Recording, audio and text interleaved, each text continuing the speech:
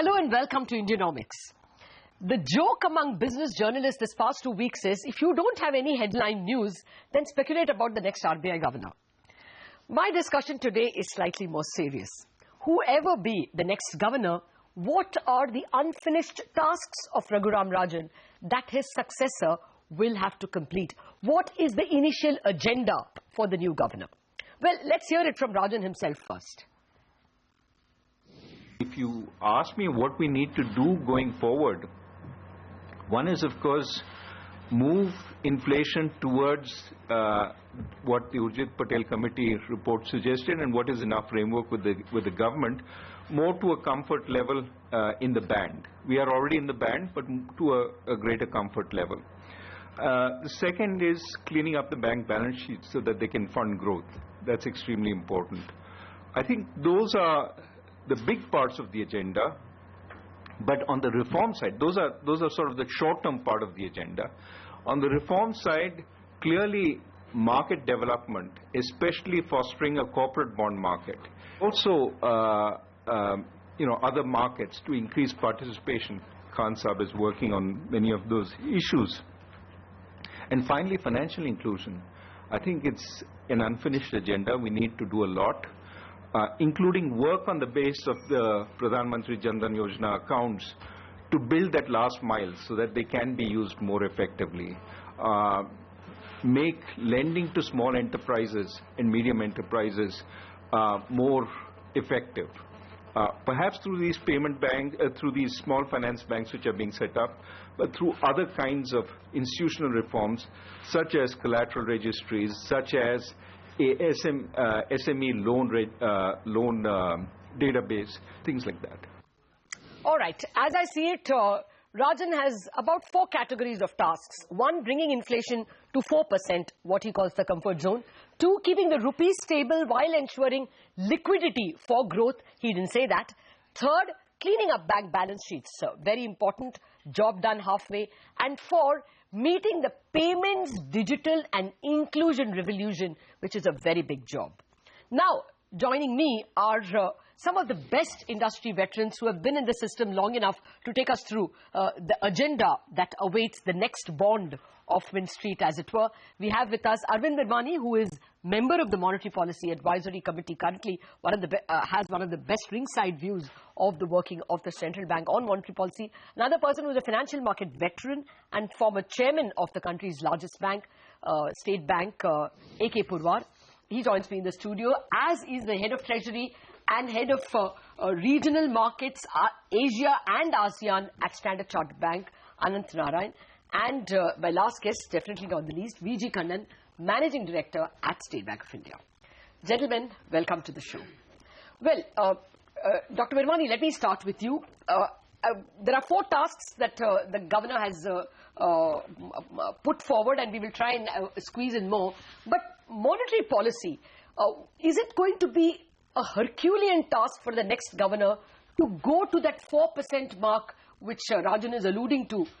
Do you think that is the biggest challenge, especially because now inflation is kind of the best is over? Global commodity prices are catching up as well. Even domestically, food inflation seems to be catching up.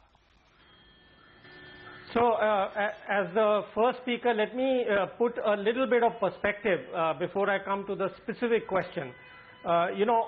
These tasks which you mentioned, the 4 tasks, the emphasis may vary, but they are always the tasks of the RBI governor. So, what I would like to start with is to say how the environment is different. And I think it's very important for the new governor to understand that.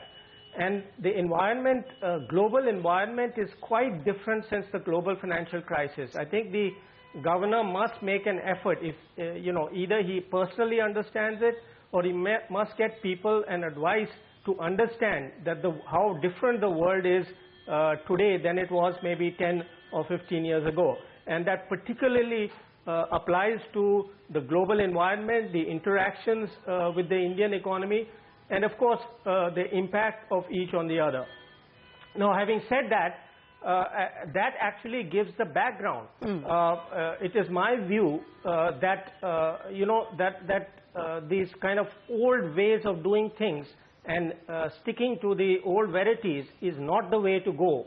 And therefore, just because for 10 years or 20 years, all central banks have had this target of inflation control, that the way to do it approaches is the same.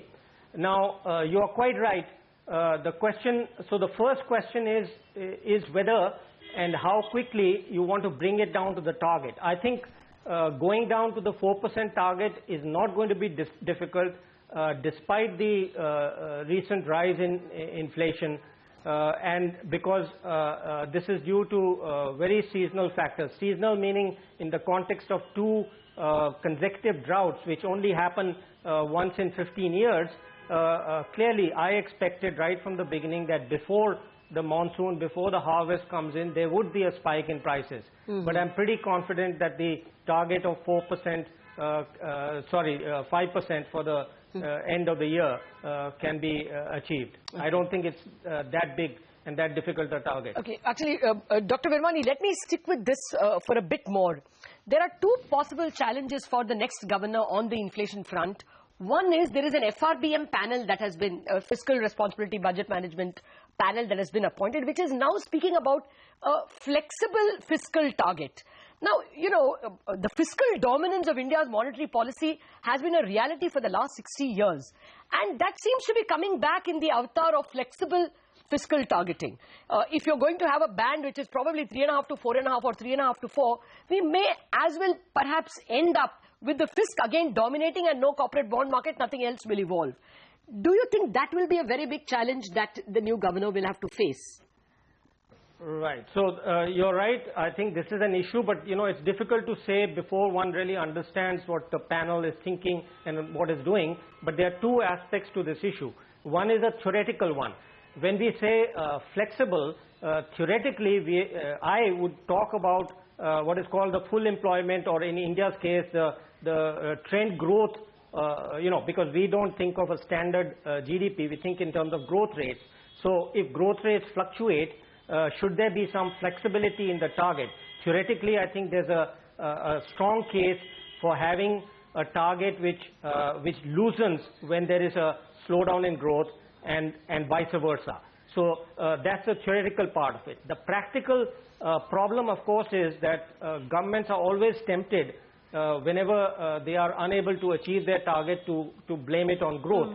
So that challenge, of course, will have to be met. But if you are interpreting flexible to say just have an arbitrary band which is unconnected to these aspects which we know and we have thought about for a long time, then I would be against it. That would be a political move to make just life easy for the government.